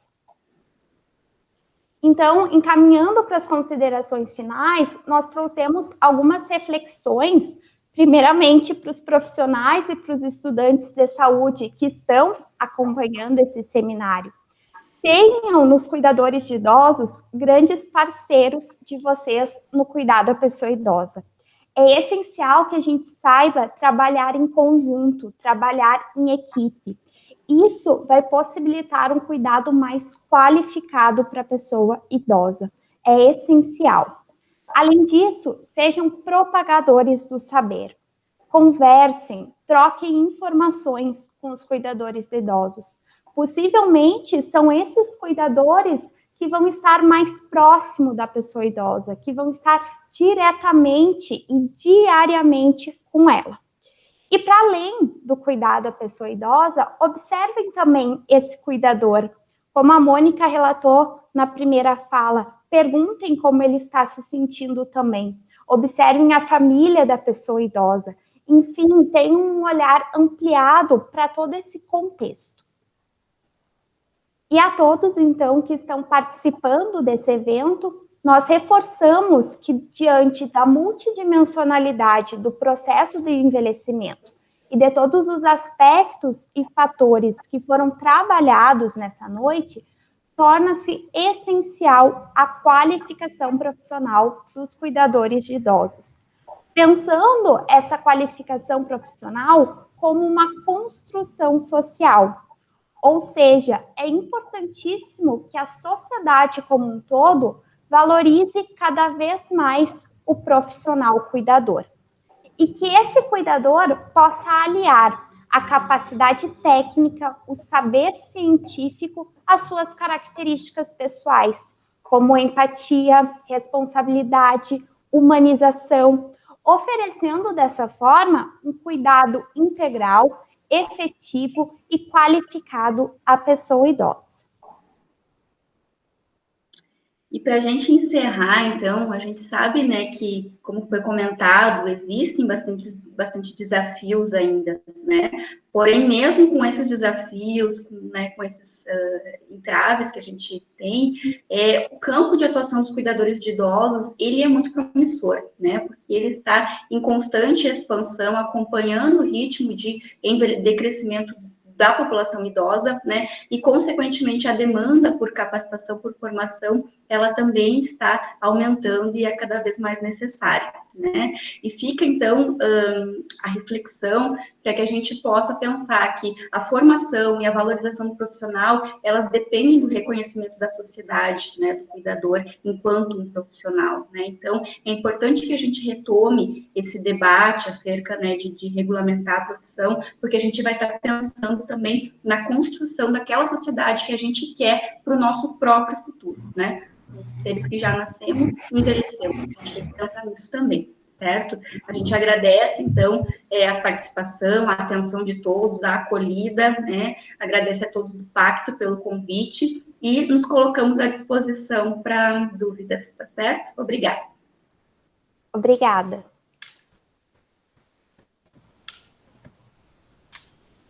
Agradecemos imensamente a presença da professora Andrese e também da professora Danise.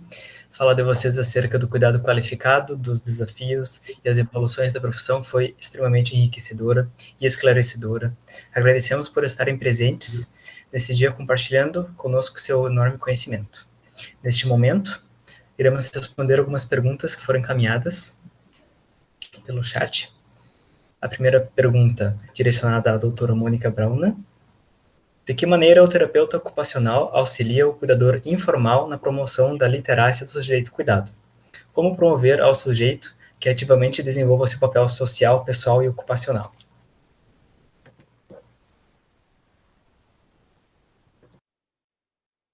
Peço desculpa, Luca, pode repetir a questão, porque eu estava aqui...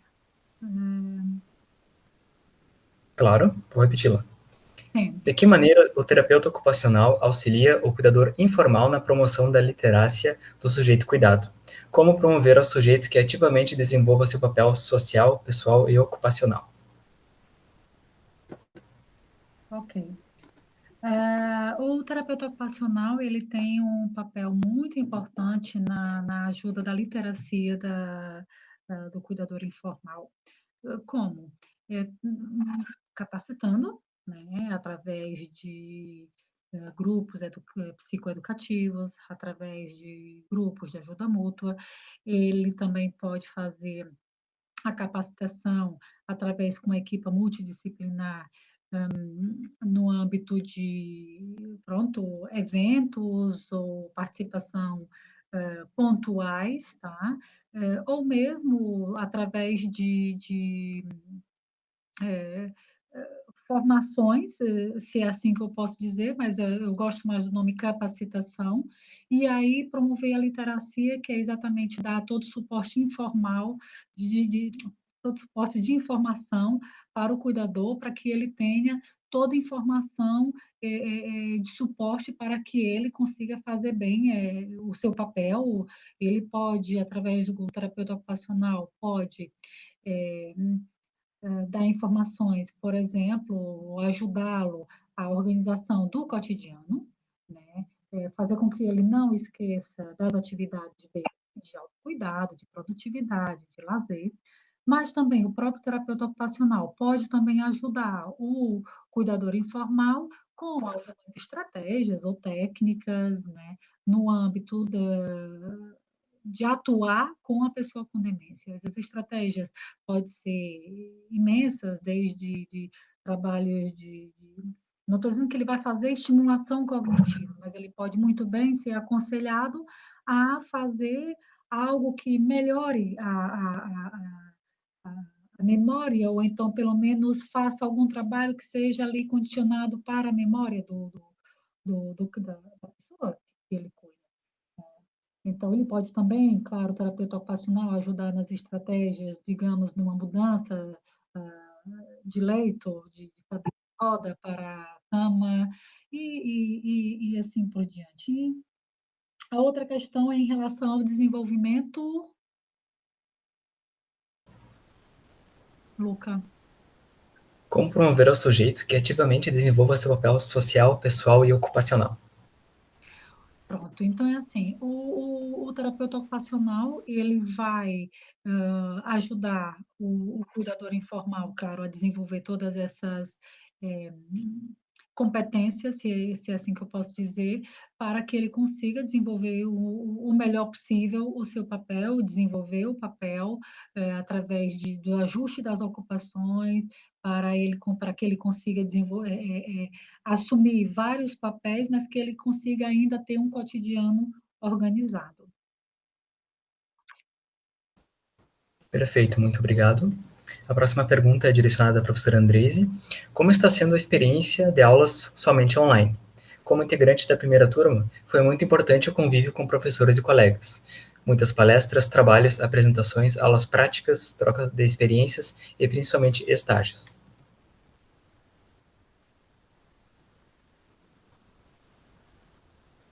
Bom, inicialmente dizer que tanto em meu nome quanto em nome da Prof. Denise, a gente fica muito feliz de termos ex-alunas participando desse evento.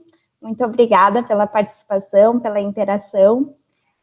A experiência com as aulas online, ela é um desafio, acredito que tanto para nós, enquanto docentes, quanto para os alunos, enquanto discentes, né, também ter que se adaptar a estar apenas escutando, né, e tentando aprender, adquirir o conhecimento de uma forma teórica. Então, o que nós combinamos entre nós é tentar passar, né, todo esse conhecimento teórico mesmo de forma online, e as práticas vão ser possíveis, então, quando a gente retomar as atividades presenciais, porque a gente acredita que, principalmente no nível técnico e na área da saúde como um todo, as práticas elas são essenciais e fazem toda a diferença, né? Então, é um desafio, mas acredito que juntos a gente está conseguindo superá-lo, né? Estamos desenvolvendo algumas estratégias, né? Às vezes a gente dá um exemplo para que esse aluno consiga adquirir o conhecimento, fazendo uma associação, criando um caso, e assim a gente vai passando o conhecimento teórico. E assim que possível, que tudo voltar ao normal, a gente refaz com a parte prática. Ótimo, muito obrigado. A próxima pergunta para a doutora Denise. Como está sendo o desafio de formar uma nova turma técnica em cuidados a idosos em tempos de pandemia? Isso é possível? Olha, a gente espera, né, e acredita que seja possível, né? Como a professora Andrese mencionou, está sendo muito novo, né? Tanto para os alunos quanto para nós, enquanto docentes, acostumados com essa interação diária, acostumados com práticas. Então, a gente teve que reestruturar toda a nossa metodologia, reestruturar toda a nossa organização de como mostrar, de como desenvolver esses conteúdos, né? Só que, claro, que o nosso curso é um curso técnico. Então, como a professora Andrese falou, a gente está colocando ali o que a gente consegue da teoria. A prática, na verdade, a gente espera poder fazer assim que possível, e ela vai ser feita, né? E a gente espera que seja com a mesma qualidade, né? E formando profissionais com a mesma competência, né? Desses profissionais que nós formamos na primeira turma, né? Os alunos, eles estão bastante esforçados e dedicados nesse período de quarentena, né? Então, eu acho que isso também está sendo fundamental, né? Eles estão mobilizados, eles querem seguir no curso, estão fazendo o possível, por mais que haja problemas de conexão, de internet, de acesso, de compartilhar computador, a gente também está flexibilizando, né? Não fazendo aquelas aulas, muitas vezes online, ao vivo, restrita naquele horário, está conseguindo diversificar um pouquinho os horários para contemplar a maior parte desses alunos, e eles estão retribuindo, participando, né, ativamente. Então, isso nos deixa muito felizes. Eu tenho certeza que quando a gente voltar presencialmente, a gente vai dar continuidade a isso e vamos aí formar uma turma muito bonita também. Perfeito, muito obrigado, Denise. Novamente, uma pergunta para a doutora Mônica. Como você percebe a atuação do terapeuta ocupacional na atenção, ao cuidador informal, qual seria nosso diferencial em relação aos outros profissionais, por exemplo, os psicólogos? Muito bem. Nós temos atuações que são muito próprias do terapeuta ocupacional, juntamente com nossos modelos de intervenção. É claro que, muitas vezes, essas nossas atuações, em termos práticos, se é assim que eu posso dizer, em termos práticos, ela pode ser muito parecida e pode ser também transversal a outras profissões, né? Ou seja, quando eu vou fazer uma intervenção com o cuidador informal, em que eu vou, vamos supor, trabalhar com ele, um exemplo muito claro como hoje, sobre as estratégias de coping, é claro que poderá ser também o transversal a outras profissões. Mas é claro que eu, como terapeuta ocupacional, vou sempre me subsidiar vou ser sempre o meu modelo de suporte, que é no âmbito da terapia ocupacional, em que eu, claro, vou focar-me sempre na questão da ocupação, na justiça ocupacional, vou tentar sempre promover a qualidade de vida, promover saúde, mas, e além do mais, tendo, e como eu falei, a questão do foco da ocupação, mas é claro que também tentando aqui fazer com que ele perceba quais são os papéis que ele desenvolve, tentar orientá-lo. Não há não há uma técnica exclusiva para se trabalhar com o cuidador informal, porque cada um tem uma necessidade diferente. Então, fica aqui, eu não tenho uma resposta assim tão direta. Eu tenho o contexto do cuidador informal, ele é diferenciado. Então, a gente tem que ir muito em busca do que é o perfil daquele cuidador informal, todo o contexto, como eu falei, daquelas variáveis todas, será que de coabitação, de estresse, de ansiedade, o que está acontecendo com aquela pessoa, para a gente poder fazer uma intervenção mais personalizada, diferenciada, e aí está, eu posso muito bem está atuando com esse cuidador informal, e claro que ele pode precisar muito bem do suporte do psicólogo, como também pode precisar muito bem do suporte de qualquer outro profissional. E claro que a gente aqui, com uma visão, acredito, muito holística e humanizada, a gente, claro que vai fazer um trabalho em conjunto. Então, é muito difícil dizer qual é uma técnica assim, especial, né, para trabalhar com cuidador informal. Vai depender muito do contexto. E claro que a atuação multidisciplinar é sempre uma atuação completa, em que possivelmente o cuidador, a pessoa, né, se a gente fala que na pessoa vai, claro, sentir com uma atenção bem mais completa. Certo, muito obrigado, Mônica. Agora temos uma pergunta para a Andreise. Qual a importância do enfoque terapêutico ocupacional na formação de técnicos em cuidados de idosos?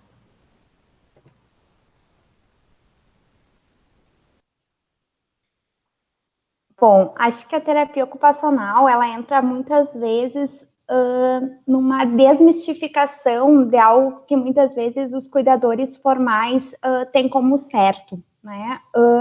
Na primeira turma, que é a turma que a gente já tem formado, muitos deles ingressaram no curso já com uma experiência como cuidadores, né? Então, eles já eram cuidadores e vieram buscar essa formação técnica.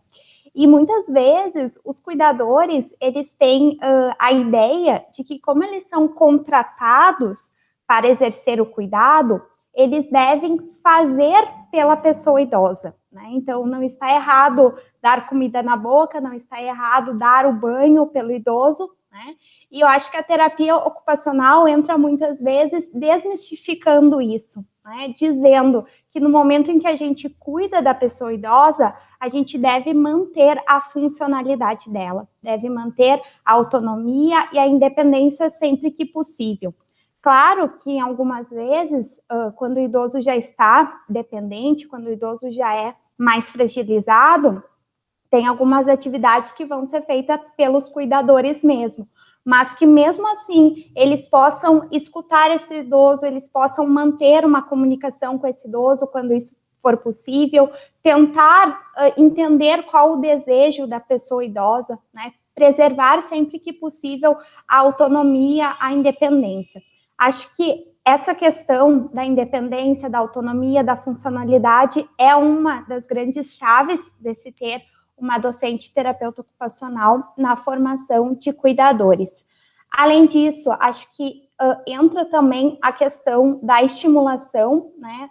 Como muito bem a Mônica disse anteriormente, não que o cuidador vá fazer a estimulação cognitiva, mas no momento em que a gente tem essa conversa com ele e que ele entende que ele precisa, sim, desenvolver algumas atividades ou deixar que os idosos façam as suas tarefas independentemente, ele vai estar beneficiando a pessoa idosa, né? Então, essas orientações, essas informações, acho que também é um trabalho que a terapia ocupacional vem fazendo bem forte no curso, né? De potencializar a saúde, de potencializar os componentes do desempenho da pessoa idosa. Eu costumo dizer que os cuidadores, eles são um grande aliado dos demais profissionais, né? Porque às vezes nós, enquanto terapeutas ocupacionais, a gente presta o atendimento à pessoa idosa 1 ou 2 vezes na semana. E o cuidador está todo dia lá com ele. Então, quanto mais trocas nós tivermos, melhor para a pessoa que está sendo cuidada. E eu acho que uma outra questão, só para finalizar, é a disciplina que a gente trabalha o autocuidado do cuidador, né? O cuidador profissional, que é trabalhada esse olhar para a pessoa que está cuidando de outra. Então, acho que esses 3 pontos eu poderia destacar como uma diferença de ter uma docente terapeuta ocupacional no curso. E aí, claro, né, enfatizando também a minha equipe como uma equipe multiprofissional. Acho que nós somos muito rica nesse curso técnico por ter essa variedade de núcleos profissionais na formação de cuidadores, né, trabalhando de uma forma bem integrada.